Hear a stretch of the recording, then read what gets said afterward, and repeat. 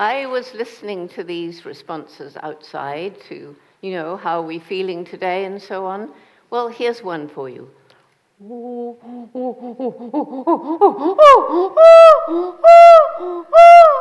This is me, I'm Jane, that's chimpanzee language.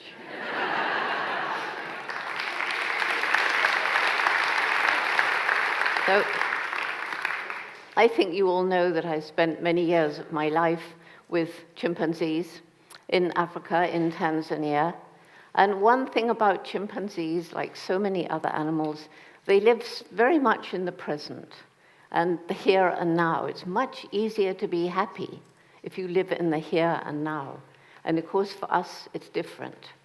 But to go back for a moment to the chimpanzees, when I first began studying them in 1960, I lived in a very different time. I hadn't been to university.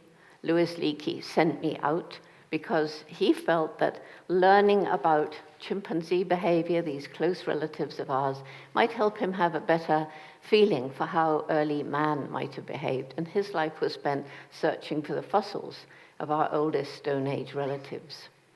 And indeed, his feelings were more than justified, because when we look back over the 55 years we've now been studying this one group of chimpanzees, the ways in which they are so like us are quite amazing. For one thing, the biology, we didn't know much about it in 1960. We didn't realize that the DNA of humans and chimpanzees differed by only just over 1%. Nor did we know the full extent of similarities in composition of blood and immune system and the anatomy of the brain. But those weren't the things that interested me.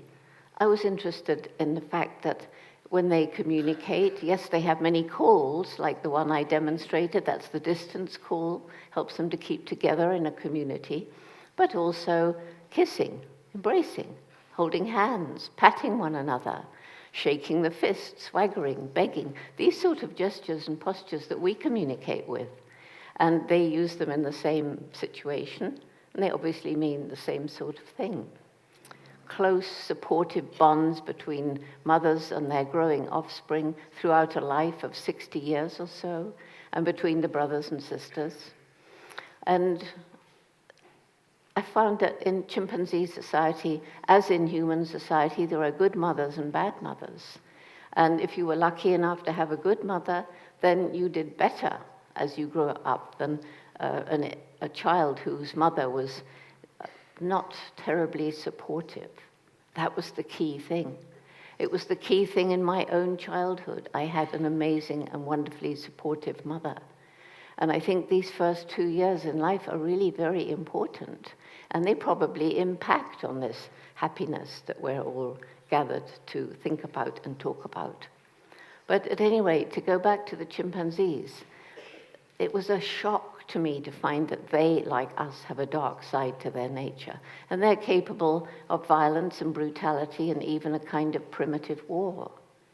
And because of that, people have said to me, scientists at the beginning said, well, Jane, you shouldn't really talk about that too much, because it may make people feel that if we have this close evolutionary relationship with chimpanzees, then perhaps violence and war is an integral part of human nature, and there's nothing we can do about it. Well, I do think, looking around the world, that aggression and violence is very prevalent and very easy to trigger in many situations in our own species. But does that mean it's inevitable? And I'll come back later to some of the differences between us and the chimpanzees. But surely we humans, more than any other creature, are capable of controlling our innate impulses. And mostly we do. I mean, if we just always acted the way we felt, the way chimpanzees usually do, the streets would be filled with chaos. And you hear it in our language, oh, I could murder her. But mostly we don't. I mean, there are a few misfits, and unfortunately they do, but mostly we control ourselves. And we've developed a moral sense, a feeling of what's right and what's wrong. And most of us, most of the time, at least we try, to behave in a way that is suggested by this moral code that most of us are taught as children. So even if we do have brought these aggressive tendencies through our long evolutionary pathway, so too we find chimpanzees have feelings of compassion and love and can be truly altruistic. And so these are characteristics we've brought with us as well. And so is it not up to each one of us? It's like there was a little Native American girl in the US, and she kept having these nightmares. And she went to her grandfather, the wise elder, and she said, "Grandfather, I have these terrible nightmares, and there's always two wolves fighting inside me. And I wake up frightened." And the grandfather thought about this for a bit, and he said, "Well, I think the wolf's fighting in you. There's a good wolf and a bad wolf." And she said, "Yes, I think that's right, but who's going to win?" He said, "It depends which one you feed." That's beautiful. So we all have these two wolves inside us. Which one are we going to feed? So with all these similarities between us and chimpanzees, we have to then think about the differences. And of course, we're different. Look, we're gathered in this room. For some obscure reason, the speaker is not allowed to see the audience because of these horrible bright lights. Chimpanzees would never do that. And we have, I have a microphone so that even if I whisper, you can hear up at the back. And if we wanted, this, what I'm saying, could be broadcast around the world. Pretty amazing. And so I believe that the biggest difference between us, chimpanzees, and other creatures is this explosive development of the human intellect. And it's because we have this language. We can use words to talk about the past, to plan the future, to have a discussion. And it has led us to create these moral values. We talk about them. And even if chimpanzees or other animals have this sense of morality, they're not expressing it. They're not making it into a kind of a law. So with this intellect of ours, just think, okay, chimpanzees can do things we never thought they could. They can use touchpads. They can have amazing memories for the position of numbers on a screen. In fact, there's one in Japan who's beaten every human who's been and tried to do better. This young chimpanzee of 9 years beats everybody in his amazing photographic memory.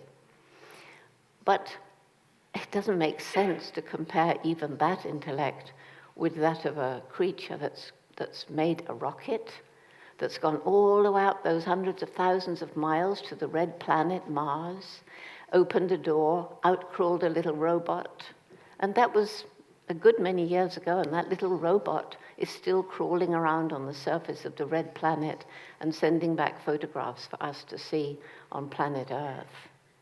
So, arguably, and surely we all believe, that we are the most intellectual species that's ever walked on the planet. So how come we're destroying the planet? We only have one. The pictures coming back to us from Mars make it very clear that that is not a hospitable environment for human life. And I don't think any of us would be prepared to go and start a new way of life up on planet Mars. So look around the world today, and I'm not going into it because you all know what we're doing to the planet. You all know about the deforestation, the spread of the desert, the shrinking supplies of fresh water. You know about the poisoning of air, water, and land. You know about the environmental, but also the social problems that beset our planet at the moment. And you certainly know now about this thing called climate change, which is the result of the gradual heating up of planet Earth because of these greenhouse gases. Most people know that our reckless burning of fossil fuels is causing a major component of these greenhouse gases. Fewer people realize or want to realize that it's the intensive farming of billions of animals because people want to eat more and more meat that is causing huge areas of forest to be destroyed constantly to grow the grain to feed the cattle and the other livestock, or forests which can't regenerate because cattle are allowed in to graze. And because all these cattle have digestive processes similar to ours, what goes in at one end comes out the other as gas. And that methane gas is even more vicious than CO2 as a greenhouse gas. It's not just from cattle. It's from fermenting vegetation of all sorts. And the melting of the ice is causing methane to rise up from the permafrost as it melts. So, we're making a mess of the planet. That said, you all know it, and we're doing it. So how come? Back again to that question. Here we are with all our intellects. What is it? We've lost wisdom. We've lost the wisdom where people would make a major decision based on how will this affect our people generations ahead, our precious great-great-grandchildren, or don't we care about them? It sometimes seems we don't, because so many rather major decisions are based on the next shareholder meeting, the bottom line. So many decisions we make are made out of pure greed. What's the benefit for me now? Or maybe me and my family, but now, never thinking into the future. There seems to be a disconnect between this clever brain and the human heart, the seat of love and compassion. And how are we going to mend that disconnect? And I honestly believe that we shall never achieve our true human potential unless we work with head and heart in harmony. I see three great problems facing the planet, and they're problems we need to solve if we're to think about a future populations of humans on planet Earth who are able to live in happiness, well-being, happiness. At the moment, hundreds and thousands, millions, billions of people are living in such dire, crippling poverty that happiness is almost something beyond their comprehension.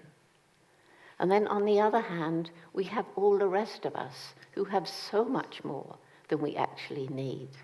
And it was Mahatma Gandhi who said, the planet can provide enough for human need, but not for human greed. And then there is, of course, the problem of the ever-growing human populations. And it's all of these things combined that have led to the climate change that is threatening all life on planet Earth right now. And so, happiness. Well, I painted a gloomy picture. But some of these problems aren't as insoluble as you might think. Poverty, for me, it's perhaps the easiest of those three.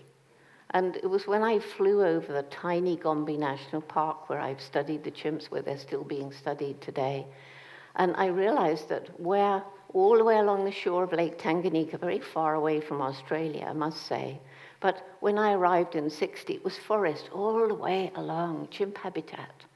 And you could climb up the hills and look away from the lake, and it was all forest, as far as you could see, chimp habitat, just a few little villages, little huts. When I flew over in the early 90s in a small plane, I knew there was deforestation outside the park, but I wasn't prepared to look on completely bare hills. There were more people living there than the land could support. They were too poor to buy food from elsewhere. They were struggling to survive. And that's when I realized we can't even try to save these chimpanzees while people are living in such abject poverty.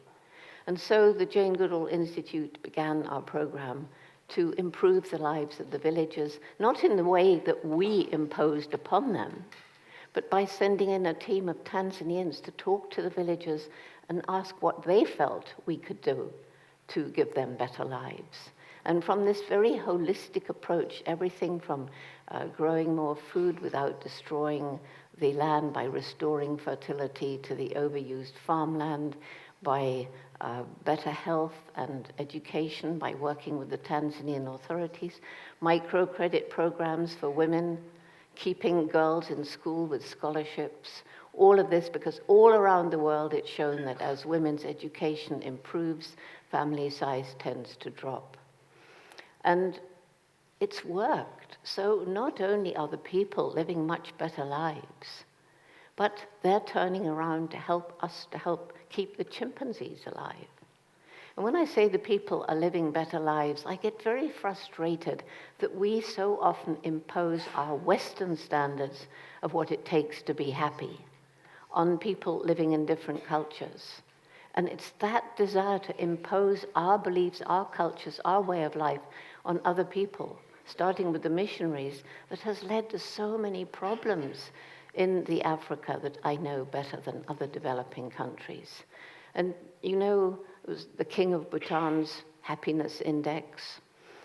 I'm not actually, to be honest, I should know what it is before coming to a conference on happiness.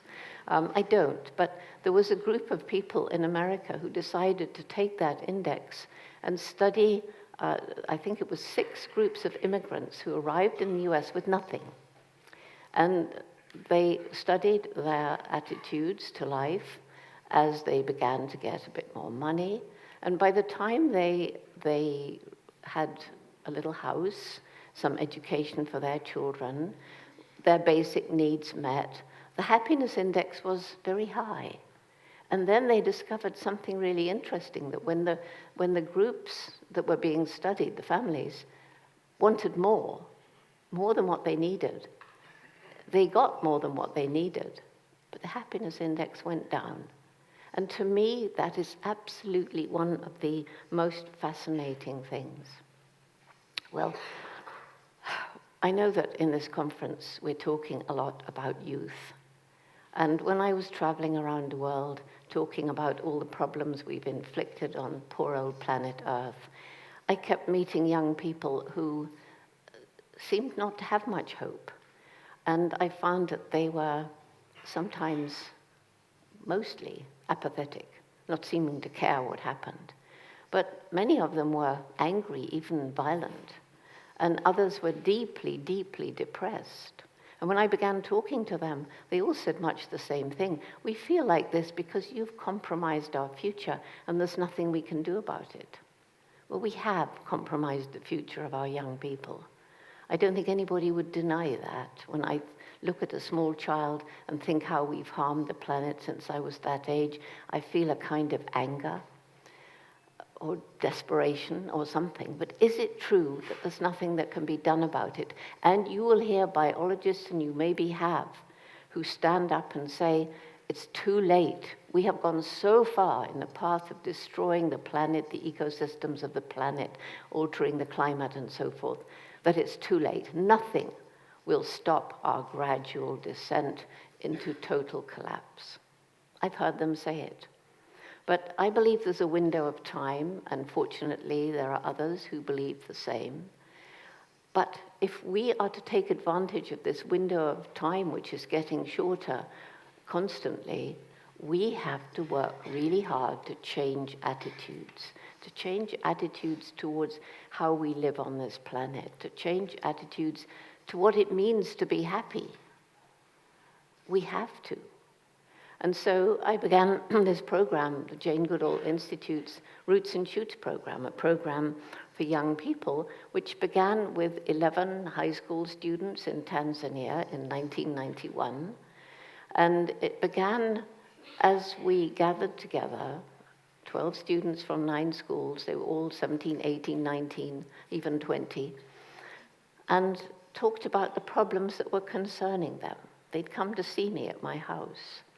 And they were concerned about the fact that environmental education wasn't taught in school, that the government wasn't sufficiently punishing the poachers who were killing animals in their national parks, or the fishermen who came in from outside and used dynamite in their fishing, thus destroying the coral reefs. And some of them were concerned about the treatment of animals in the market where they had no shade and no water. And others were concerned about street children, and others about street dogs.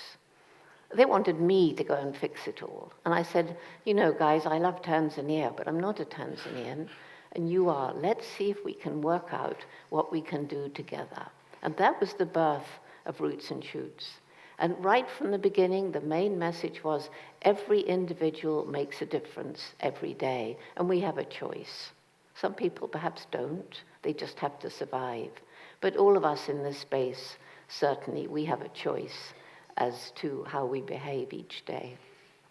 And if we would just spend a little bit of time thinking about the consequences of these choices that we make, what do we buy? Where did it come from? How was it made? Did it damage the environment? Could we have got it made in a different sort of way? Did it cause animal suffering? Was it child slave labor? Was it sweatshops in a distant land? Is that why it's cheap? Should we really buy this cheap stuff? Maybe we should just grit our teeth and pay a little bit more for something that was created in a more ethical way. And let's ask ourselves, do we actually need it? Do we need an extra pair of shoes? Do we need another dress? Won't the one we wore last week do again? I hate to tell you, but I've had this jacket for maybe 15 years. People tell me they like it, so why should I go and buy another? At any rate, you get the idea of what I'm talking about, thinking about the choices that we make. And that is the very essence of Roots and Shoots. So what began with these 12 high school students is a program, I think I can call it a movement, that's now in 136 countries. It's growing, but slowly in Australia, and maybe some of you out there can help us to grow it more quickly. So we've got approximately 150,000 groups, and a group can be a whole school. And our members, we've got some preschool members, a lot of kindergarten, and then mostly it's up from kindergarten, very, very strong in universities, and more adults wanting to form groups. And so every group of Roots and Shoots chooses for themselves. We don't tell them what to do, because I couldn't. I don't know the problems in every country or every part of every country, but if you live there, you and your children, you know what the local problems are. So every group chooses 3 projects between them. They don't all have to do everything, but between them they choose a project to help people, a project to help other animals, because we are animals too, and a project to help the environment that we all share. And running through it all is a theme of let's learn to live in peace and harmony, first of all, between religions, between cultures, between nations. We have a long way to go, but it's a noble goal, and that's one of Roots and Shoots' things that we talk about, is breaking down the barriers that we build between all these different peoples, and realizing that we may have different colored skin. I can't see in this room. May not be too much difference in color here, but certainly if you go to Toronto or New York, you have many shades of skin. You may have many ways of dressing.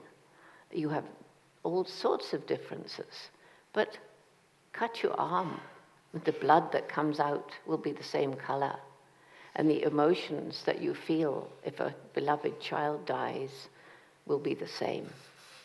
And we can take it further. And so we get to let's learn to live in peace and harmony with the environment and all the other amazing animals with whom we share or should share this planet. And so you see, we're aiming to grow a critical mass of young people who understand that, of course, we need money to live, at least in this country. And let's talk about Australia now. Of course, we need money to live. It goes wrong when we live for money. And so that's the critical mass that we're trying to create. And it's young people who share a philosophy, that philosophy that I've briefly outlined. And I have one young man, Tanzanian, who helped us start Roots and Shoots back in '91. He's all grown up with his own business now. And I was asking him what really he felt was most important in his life about Roots and Shoots. He said, once you've done Roots and Shoots as a child, you never forget. You always think about life in roots and shoots terms. And when you stray off the path, you may stray off the path, but you know you're straying off the path. But he said, what I love best is that I know wherever I go in the world, even if I don't know anybody, if there's a group of roots and shoots, I've found my family. And so we're growing a family. We try to partner with other youth organizations because if we can just get more and more and more young people feeling part of a family, knowing that if you clean a river here, a stream here, there will be people in different parts of the world cleaning streams, and suddenly what seemed an insoluble problem is lessened, and you feel a degree of hope. And I truly think it's when we have hope that we are at our most happy. How do I keep up hope? Jane, you've seen so many terrible things. You know what's going on in the planet. How can you be hopeful?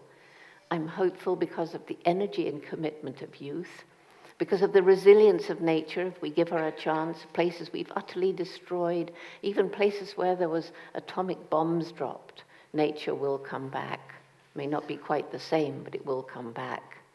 So animal species on the brink of extinction can be given another chance. Many examples of that in Australia.